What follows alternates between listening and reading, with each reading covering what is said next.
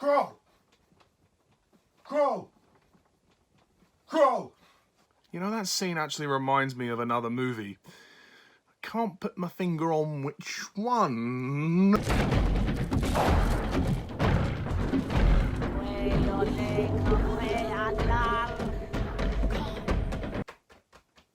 Kong! Kong! Kong!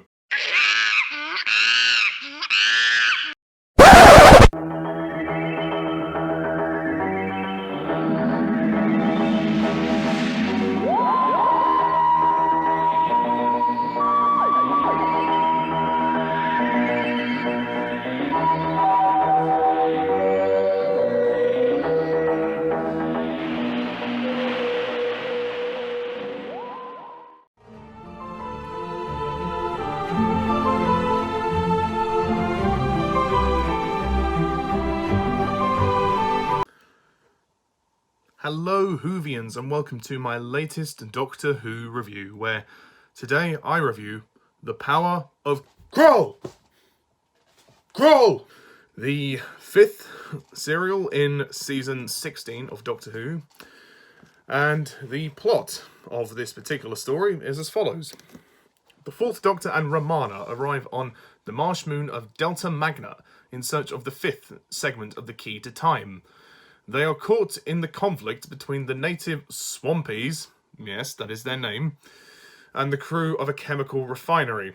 The presence of a gun runner complicates matters. To make things worse, the Swampies intend to awaken Kroll, the giant god that lives beneath the swamps. And that essentially is your plot of The Power of Kroll. The Power of Kroll. Now, this is a very weird Doctor Who story. I think that's kind of the only way I can really sum it up, is that The Power of Kroll, it's a very bizarre Doctor Who story. I don't honestly know what the hell was going on. The story was written by Robert Holmes, and this would be his last story for quite some time. I think he writes The Caves of Androzani in the Davison era. I think so, but don't quote me on that. And really, I think the idea that he delivers is just very... It's just very weird. It strikes me as very strange.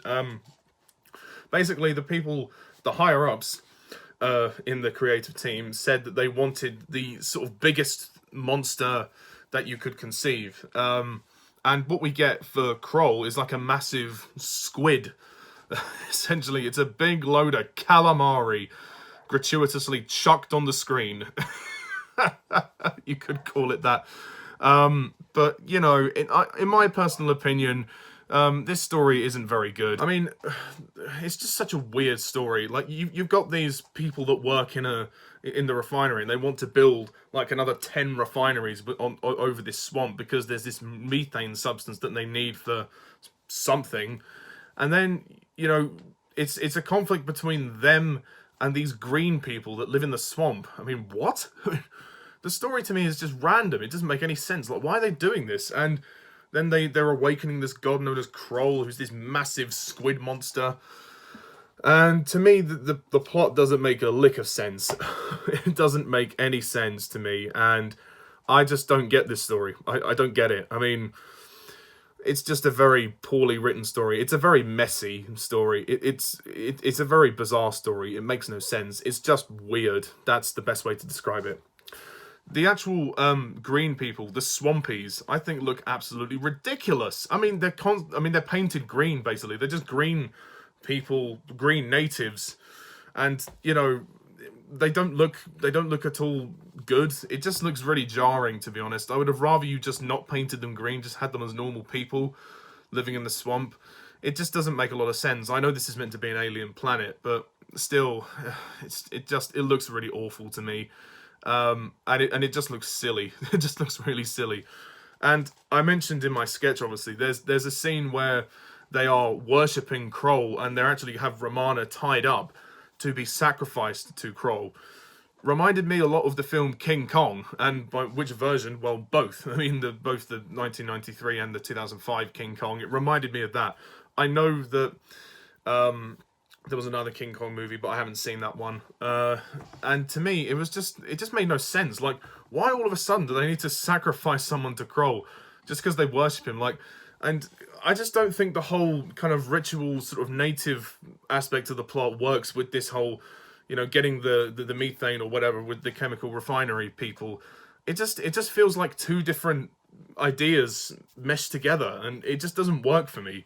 That's why I say tonally this story is really strange. It's just completely bizarre.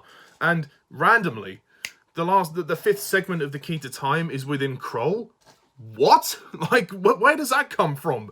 And that doesn't make any sense. That's never explained. In the end of the story, the Doctor just goes up, points the tracer or whatever it is at Kroll, and then he just disappears, and he has the segment of the Key to Time. Like, what? Since when was it there? Like, they just casually threw that in at the very end. The climax of the story is very disappointing. That's all the Doctor does. He gets caught by one of the tentacles, and then he points the tracer, and then that's it. Boom. They've got the Key to Time segment. Really? That's it? That's all you're going to give me? Wow. Okay. Oh, God. And for me, the story drags on. It's 4 parts long, but the pacing is really slow, and there's not even any good action scenes. I mean, Kroll, I suppose, looks good. I love the design of Kroll, and I actually think the design of the overall story is really good. The sets and the production design are all pretty handsome, but it's not enough. And I like the location work, but it's not enough to carry the story. The supporting cast are okay. The human villain, I think his name's... I don't even know what his name is. I'll just read off the list of the names. Thorne, played by Neil McCarthy, very good. Rankin, played by John Abineri, he's good. Fenner, played by Philip Maddock, good. Rom Dutz, played by Glyn Owen, yeah, good.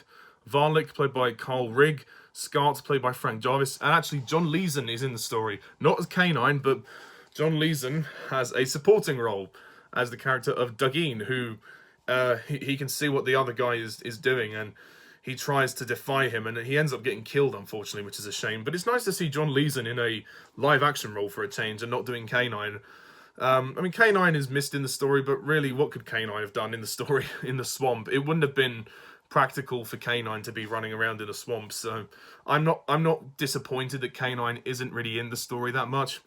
And I like the fact that they gave John Leeson something else to do. It's nice, and I know they've done that before. They did that with Mary Tamm in the previous story, and they did it with William Hartnell and Patrick Troughton at certain points in their era. It's just to give them a break from playing the same character, and I like that. The script, I think, is very poor. I just think it's a very messy story, and again, it's a very weird story. It's just very strange. I don't really like it, and I don't understand it. I couldn't really follow it as well.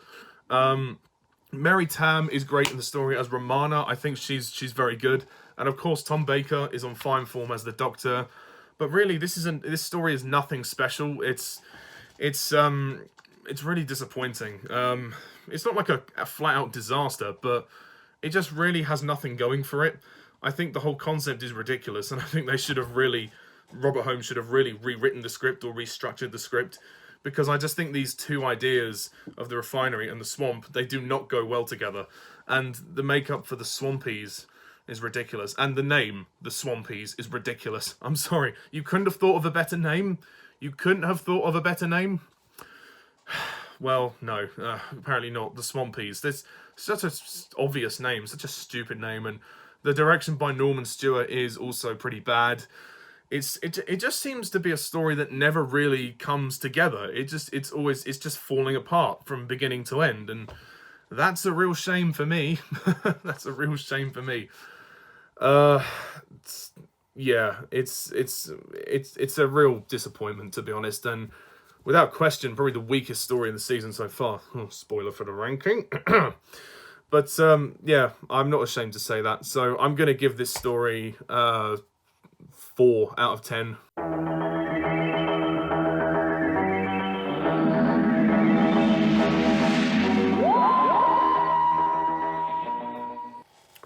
And that's being generous.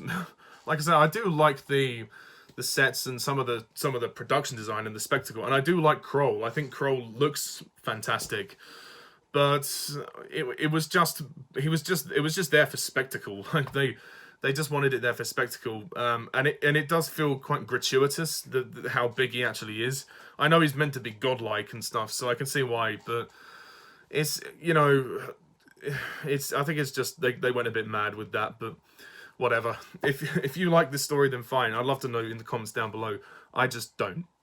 Okay. So yes, I want to give a shout out to someone actually. Someone who's recently started doing Doctor Who reviews on YouTube. His name is also Ollie. Ollie Reviews and Reacts, I think his channel name is. His name is Ollie. And he's a very nice guy. He actually asked me for some advice last year on how to do reviews. And I very gladly was able to share that with him. And I've watched some of his classic reviews. And they're pretty good. And he's got potential to be a great YouTuber. So if he sticks at it, and if he keeps going, then he'll be good. But I would encourage all of you guys watching this to go and support his channel. I'll put the link to his channel in the description below, and I'll put the link to the first Doctor Who review of Unearthly Child. He's reviewing the William Hartnell era at the moment, but I assume he's going to go much further and review the entire show. But yeah, so Ollie Reviews and Reacts, thank you for being a great supporter of my channel, and please subscribe to him. Please subscribe to him. He's a good guy. He's a nice guy. Just forgive him if his reviews aren't quite there yet. He will get better. I know he will. I know he will. And his reviews are good. His reviews are good. He's just not as confident as he will be in the next few months. Okay? Thank you. Right. So with that being said, next time we move on to the 6th and final story in this season, the Armageddon Factor. Yes. Woo. Look forward to that, which will also be Mary Tamm's final story as Romana. Well, the first Romana, of course. Romana will regenerate in the next story. So that will be interesting. And then after that, 2 seasons left. Yeah, not 2 seasons left of Tom Baker. So we're powering through Tom Baker. And then there won't be a lot of Classic Who left. And as I've said before, I'm going to go into the new series up to Peter Capaldi. So, yeah, that's it. Thank you guys very much for watching. Please let me know what you think of this story down below. And stay tuned next time when we review the Armageddon Factor, which will be the 103rd Doctor Who story. So, until next time, folks, so long for now. Goodbye.